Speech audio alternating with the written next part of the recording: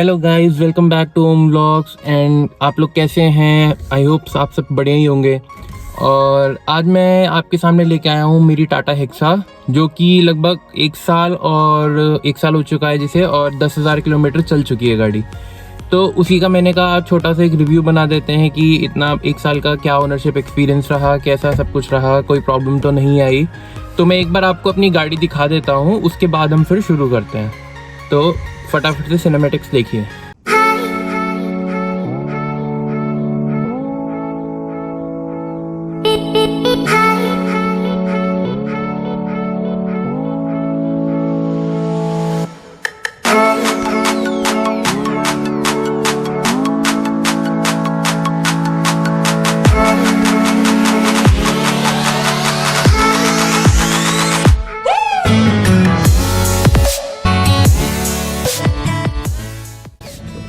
तो गाइज़ हमें ना पहले इसके गाड़ी के लुक्स के बारे में पूरी बात कर लेते हैं। तो सबसे पहले ये मेरी जो गाड़ी है ये है हेक्सा का एक्सी बेस मॉडल।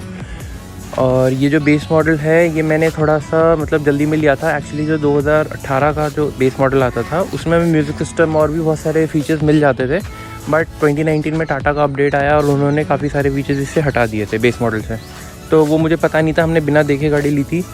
तो क्योंकि मैं पहले इस गाड़ी को चला चुका था तो इसलिए मैंने फिर बिना देखे ही ऑर्डर कर दिया। और फिर लास्ट में मुझे पता चला कि इसमें आपके म्यूज़िक सिस्टम और बहुत सारे ऐसे पार्ट्स हैं जो हटा लिए गए हैं छोटे छोटे। तो उससे लेकिन जो उनका बेसिक जो डिज़ाइन था और जो जिसको कहते हैं कि आपका सेफ्टी इक्विपमेंट है वो एज इट इज़ है, तो सेफ्टी में कोई प्रॉब्लम नहीं है। इवन जो इसका हेडलैम्प, जैसे मैं आपको दिखाऊँ, इसके हेडलैम्प में आपको अगर आप देख पा रहे हो, आपको यहाँ प्रोजेक्टर मिलता है। ये प्रोजेक्टर लेंस लगा हुआ है और ये आपका नॉर्मल हैलोजन बल्ब के लिए है, रिफ्लेक्टर।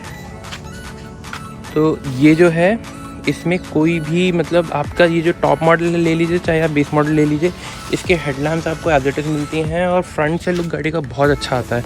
इवन जो इसका फ्रंट है ये आपको पियानो ब्लैक फिनिश में मिलता है, जो कि काफ़ी अच्छी चीज़ है। बाकी टॉप मॉडल में आपको नीचे की साइड में यहाँ पे ये क्रोम मिल जाता है, इसमें सिल्वर पेंटेड मिलता है, बट ये कोई बुरा नहीं लगता, काफ़ी अच्छा लगता है। और यहाँ पर मैं चाहूँ तो क्रोम स्ट्रिप लगवा सकता हूँ, एज ए एक्सेसरी टाटा से आती है। ये मैंने हेक्सा जो लिखवाया हुआ है ये एज ए एक्सेसरी मैंने लिखवाया हुआ है, ओरिजिनल टाटा के मैस्कॉट है। तो बाकी सामने और तो कुछ नहीं है। फॉग लैम्प मुझे लगवाने हैं, वो मैंने अभी लगवाए नहीं है क्योंकि अब ठंड आ रही है तो उसकी ज़रूरत पड़ेगी। बाकी गाड़ी में हेडलाइट्स काफ़ी अच्छी हैं, पावरफुल हैं, बट मुझे ऐसा लगता है कि शायद इनके बल्ब थोड़े आप चेंज करवा सकते हो। बाकी ये इसमें मैंने यहाँ LED DRL लगाए हुए हैं, जो कि हेडलाइट के अंदर जलते हैं, बहुत अच्छे लगते हैं। मैंने बाहर से ही लगवाए हुए हैं, बट उनका लुक काफ़ी अच्छा आता है। बाकी ये सामने आप देख लीजिए, गाड़ी काफ़ी मीन और बुर्च दिखती है। और ये जो जिसके वाइपर्स हैं ये दोनों साइड में वो चलते हैं, ये सिंगल साइड नहीं चलते, एक वाइपर लेफ़्ट में चलता है, एक वाइपर राइट में चलता है। तो ये भी काफ़ी अच्छा है। और बाकी साइड प्रोफाइल में देख लीजिए, ये हमारे हैं। और इसमें हमें जो टायर मिलता है, टायर की विड्थ सेम है एज जो कि हमें 19 इंच के व्हील्स में मिलता है, जो कि इसमें दिया हुआ है। बाकी इसमें रिम साइज़ छोटा आता है बेस मॉडल में, ये 17 इंच का हमें व्हील मिलता है। बाकी टायर की ग्रिप काफ़ी अच्छी है, काफ़ी मोटे टायर्स हैं, ब्रिजस्टोन के टायर्स हैं।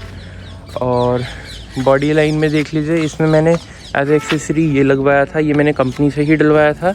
ये अराउंड 1500-1600 के पड़े थे मुझे। और ये क्रोम भी मैंने बाहर से ही लगवाया हुआ है, ये मैंने बाहर आफ्टर मार्केट में लगवाया था। इसकी क्वालिटी अच्छी है, बट बहुत ज़्यादा एकदम प्रीमियम क्वालिटी नहीं है, क्योंकि इसमें देखिए हल्का हल्का ब्लैकिश आ रहा है। तो इससे आगे बढ़ते हैं। ये छोटी छोटी एक्सेसरीज लगवाई हैं, कुछ बहुत बड़ा काम एक्सटीरियर में मैंने नहीं करवाया है। और साइड प्रोफाइल काफ़ी अच्छी है इसकी, बहुत बड़ी गाड़ी है ये, वो इंटीरियर में अभी आपको दिखाऊंगा।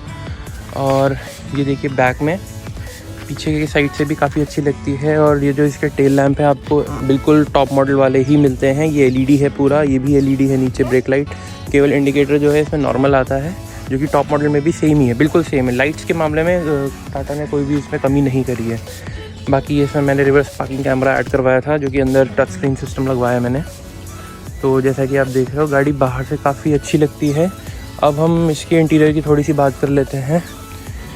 तो इंटीरियर में हम सबसे पहले इसके डोर में देखेंगे। डोर में हमें जो इसके ये साइड मिरर्स हैं उसे कंट्रोल करने का मिलता है। ये फोल्डेबल नहीं है, इलेक्ट्रॉनिकली एडजस्टेबल है। बाकी ऑल फुल पावर विंडोज़ हैं, जिसमें कि ये 1 टच डाउन आपका इसमें मिलता है। एंड ये हमारी गाड़ी है इंटीरियर, जिसमें हमें स्टीयरिंग पे कोई भी कंट्रोल नहीं मिलता, जो कि 2018 के वेरिएंट में मिलता था। अगर मुझे ये चीज़ पहले पता होती, XM मॉडल कम से कम लेता, जिससे मुझे प्रॉब्लम ना होती। बट अभी क्या है, अभी जैसे ये मैंने यहाँ पर टच स्क्रीन यूनिट लगवाया हुआ है, तो इसमें ये जो साइड में बस थोड़े से सेंसर मिलते हैं, जिससे मुझे जब मैं ड्राइव कर रहा होता हूँ तो मुझे थोड़ी सी प्रॉब्लम होती है, इसलिए मैंने इसको चेंज करवाने का सोचा। नेक्सॉन में ये पूरा कंप्लीट चेंज हो जाता है, कंपनी में हमें मिल जाता है, बट यहाँ पर टाटा में हमें नहीं मिलता। मतलब ये हेक्सा के लिए हमें अलग से अवेलेबल नहीं है। इसके बटन्स तो मिल जाएंगे, बट जो ये इसका पार्ट है, ये पार्ट हमें चेंज नहीं होता है, तो इसलिए मुझे काफ़ी ज़्यादा दिक्कत हो रही है। उनका कहना है कि ये पूरा स्टीयरिंग ही बदलना पड़ेगा, जो कि 12-15 हज़ार रुपये का है। तो मेरी तो समझ में नहीं आ रहा है क्या करना है, बाकी देखते हैं आगे क्या होता है। एंड बाकी इंटीरियर्स काफ़ी अच्छे हैं, आपको ये सारा सॉफ्ट टच मिलता है, बहुत प्रीमियम क्वालिटी मिलती है, मतलब जिसको कहते हैं XUV 500 और मतलब इनोवा से काफ़ी अच्छी क्वालिटी मिलती है। और आप जब इसमें बैठेंगे तब आपको फील होगा। यहाँ हैंडरेस्ट है, हैंडरेस्ट के अंदर भी हमें कभी होल्स मिलते हैं, एंड ये छोटे छोटे इसमें स्टोरेज है। बस यहाँ पर एक ही प्रॉब्लम आती है, हम यहाँ पर हमें कोई स्टोरेज नहीं मिलता, जो कि फ़ोन या ऐसा कुछ नहीं मिलता है। और बाकी हमें आपको फ़ोन रखने के लिए वो जगह दी हुई है, जो कि थोड़ा सा दूर पड़ जाता है जब आप गाड़ी ड्राइव कर रहे हो। एंड जैसे ये साइड में है, आप बढ़िया अच्छी खासी 1.5 लीटर की बॉटल से सामान रख सकते हैं। ऐसे ही आपको इस साइड में भी सामान की जगह मिल जाएगी। एंड मतलब काफ़ी अच्छा सा लगा। इसमें लाइटिंग भी बहुत अच्छी है। इसमें आपको 2 लाइट्स मिलती हैं, जो कि एक सेंटर में है, एक यहाँ पे है। एंड ये काफ़ी अच्छी रोशनी करती हैं, कोई परेशानी नहीं होती। प्रॉपर स्पॉट लैंप है इनमें, एंड नॉर्मल जो लैंप है वो तो है ही। तो एज इन कोई भी मतलब जिसका कहते हैं ना, लाइट के मामले में इंटीरियर में कोई भी इशू नहीं आता है। बस थोड़ा सा रियर में, क्योंकि रियर में इसमें लाइट नहीं दी है, जो कि टॉप मॉडल में दी हुई है, और उसकी वजह से थोड़ी सी प्रॉब्लम होती है। बाकी तो ठीक है, बाकी ऐसा कोई बहुत बड़ा इशू नहीं है। और इसमें इसका AC भी बहुत अच्छे से काम करता है, जितना मैंने मतलब एक्सपीरियंस किया। आप जैसे बिल्कुल गर्म होती है गाड़ी, आप स्टार्ट करिए, ज़्यादा से 5 मिनट लगते हैं, 5 मिनट सॉरी 2-3 मिनट में ही आपको मतलब गर्मी सारी ख़त्म हो जाती है कार की। एंड बहुत अच्छा सा इसका एक्सपीरियंस है। बाकी ये छोटी छोटी एक्सेसरीज़ हैं, जैसे मैंने वो टेम्पल लगवाया हुआ है, गणेश जी की मूर्ति है। एंड ये छोटा सा आई-पॉप का वो लगवाया हुआ है, स्टीयरिंग घुमाने के लिए। और बाकी सब ऐसे ही है। बाकी चलते हैं इसकी बैक सीट पे। सीट कंफर्ट बहुत अच्छा है, इसमें आपको लंबार सपोर्ट मिलता है, जो कि एडजस्टेबल लंबार है। एंड हेडलैम्प्स का ये कंट्रोल है। बाकी जैसे आप देख पा रहे होंगे, इसमें काफ़ी अच्छा आपको सीट कंफर्ट मिलता है। एंड ये मैंने इसमें टॉवल कवर चढ़वाए थे, थोड़ी सी आप कह सकते हो गवर्नमेंट व्हीकल है तो इसमें। और ये बाकी इसमें आपको इसमें सीट्स जो हैं वो फैब्रिक सीट्स ही मिलती हैं, लेकिन वो बहुत ज़्यादा कंफर्टेबल हैं, बहुत अच्छी लगती हैं। आपको सीट कवर नहीं लगवाएंगे तो कोई इशू इतना बड़ा नहीं है। बाकी हमारा हैंड रेस्ट हो गया, आप इस पर आराम से हाथ रख के बैठ सकते हैं। वैसे ये खुलता है, बट इसकी वजह से, कवर की वजह से ये नहीं खुल रहा है। पीछे की सीट में बहुत अच्छा हमें स्पेस मिलता है, आराम से 2 बंदे बैठ के आराम से जा सकते हैं लॉन्ग जर्नीज पे, एंड ऐसा कोई इशू नहीं है। बाकी हमें पीछे रियर AC वेंट मिलते हैं, और इसमें हमें ये जो पावर सॉकेट्स हैं, ये टॉप मॉडल में यहाँ USB पोर्ट और यहाँ पर 12 वोल्ट का सॉकेट मिलता है। एंड यहाँ पर हमें कप होल्डर्स भी मिलते हैं, जो कि काफ़ी वर्किंग हैं और यूजेबल हैं। गाड़ी मतलब काफ़ी कंपोज, काफ़ी साइलेंट होकर चलती है, कोई भी वाइब्रेशन नहीं आता। हाँ, गियर लीवर पकड़ने में हल्का फुल्का वाइब्रेशन रहता है, बट वही चीज़ है कि अब इतनी अच्छी गाड़ी आपको इतने कम प्राइस में मिल रही है, तो फिर इसका कुछ तो मीन होगा ही। एंड मतलब हमें आज तक अभी किसी में कोई भी इशू नहीं आया।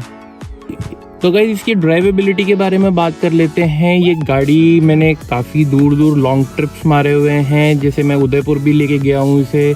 एंड ऐसे छोटे मोटे ट्रिप्स तो काफ़ी ज़्यादा लगे हैं, 1000 किलोमीटर के मैंने लगाए हैं।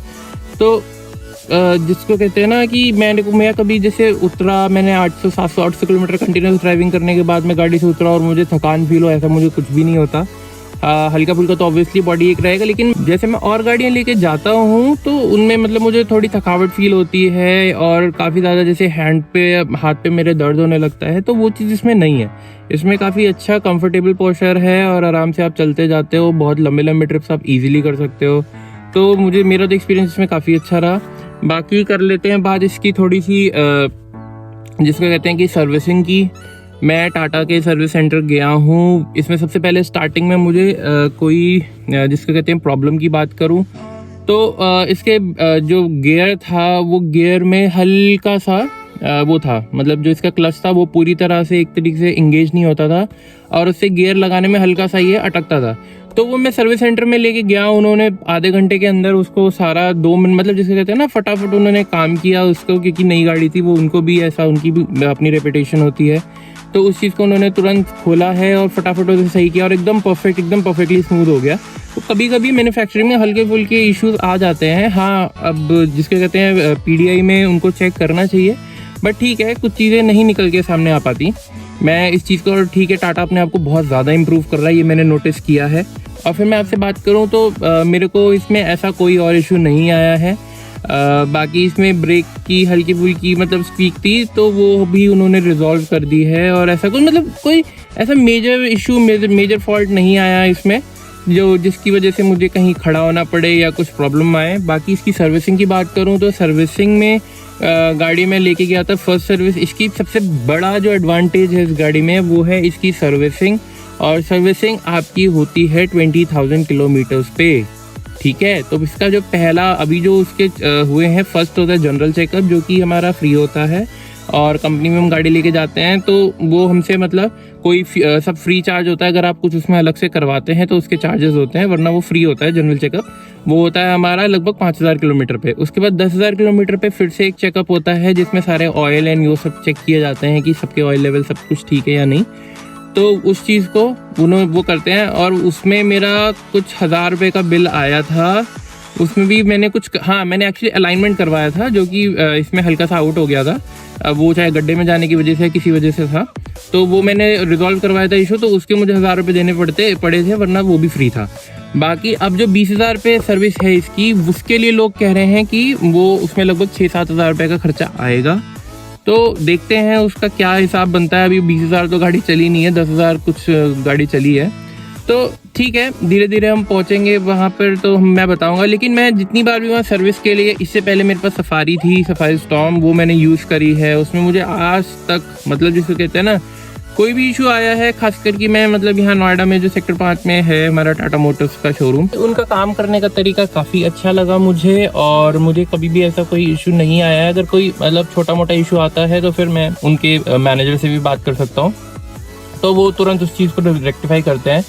बाकी काम करने के हिसाब से मैं देखता हूँ काफ़ी तेज़ काम होता है, और मतलब जिसको कहते हैं प्रॉपर सेटिस्फैक्शन होता है कस्टमर को।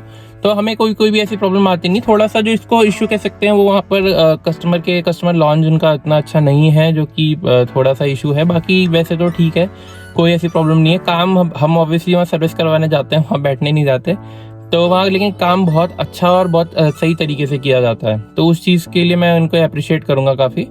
बाकी रही बात जैसे मैंने सफारी का ही अपना बताया कि उसमें भी मेरे को कभी कोई प्रॉब्लम नहीं आई थी, वैसे ही इसमें भी है, इसमें कोई वैसी प्रॉब्लम मेजर आई नहीं अभी तक मुझे। एंड अब मैं इसके माइलेज के बारे में थोड़ी सी बात कर लूँ तो इसका जो माइलेज है वो काफ़ी मतलब इतनी बड़ी गाड़ी होने के हिसाब से बहुत ही ज़्यादा अच्छा लगा। मैं इसमें छोटा सा एक क्लिप भी ऐड कर दूंगा जो कि मेरा मतलब मैं नॉर्मल ड्राइव कर रहा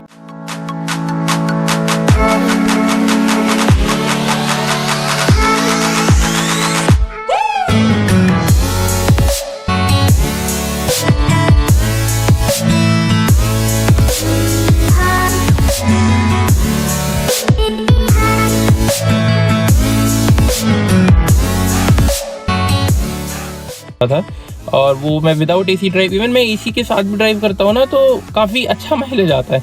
अब जैसे मैं मॉर्निंग के टाइम पर निकल रहा हूँ कहीं पे, एसी ऑन है मेरा, और कुछ मतलब जिसको कहते हैं मैं नॉर्मल स्पीड में चल रहा हूँ 60, 70, 80 ऐसी स्पीड में, 80 के आसपास चल रहा हूँ, तो मेरा जो एवरेज है वो मतलब ओडो मुझे लगभग 18-19 तक का शो करता है, 20 तक का भी इवन शो किया हुआ है उसने कि मैं 20 के एवरेज से चल रहा हूँ।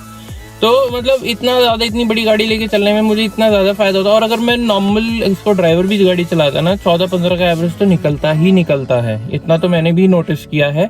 और इवन फ्यूलिंग से भी मैंने नापा तो फिर उसमें मेरे को काफ़ी अच्छा 14-15 का एवरेज निकला जब नॉर्मल ड्राइविंग हम करते हैं। एंड हाईवे क्रूजिंग पे भी अब मैं जब 140 चलता हूँ तब इसमें 13.5 का एवरेज हाईवे पे निकलता है जब 140 की स्पीड होती है, जो कि किसी भी गाड़ी में नहीं मिलेगी, खासकर इतनी बड़ी गाड़ी में तो बिल्कुल भी नहीं मिलेगी आपको। तो उस चीज़ से फ्यूल के कंजम्पशन के पॉइंट ऑफ व्यू से भी गाड़ी बहुत ज़्यादा अच्छी लगी मुझे। एंड पावर में भी कोई कमी नहीं है, एप्रोप्रिएट पावर है, बहुत ज़्यादा नहीं है बहुत कम भी नहीं है।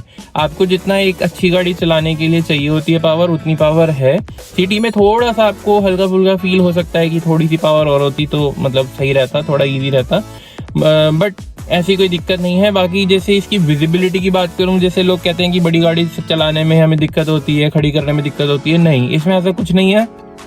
मेरे को तो नॉर्मल कार, इवन जो मतलब मेरी और दूसरी कारें हैं छोटी हैं, उनसे मुझे ये ज़्यादा बेटर लगती है चलाने में, क्योंकि इसमें विजिबिलिटी बहुत अच्छी है, पीछे से आगे तक का बिल्कुल क्लियर दिखता है, हमें सब समझ में आता है। इसमें जो रिवर्स कैमरा हट करवाया हुआ है वो भी मतलब काफ़ी ज़्यादा हेल्प कर देता है, जो एकदम रियर का नीचे का पोर्शन देखने के लिए वो कैमरा काम कर जाता है। तो इसलिए बहुत अच्छा लगा मुझे इस गाड़ी को मतलब लेके, और मैं इससे बिल्कुल भी मतलब दुखी नहीं हूँ, बिल्कुल मैं फुल्ली सेटिस्फाइड हूँ इस गाड़ी को लेके।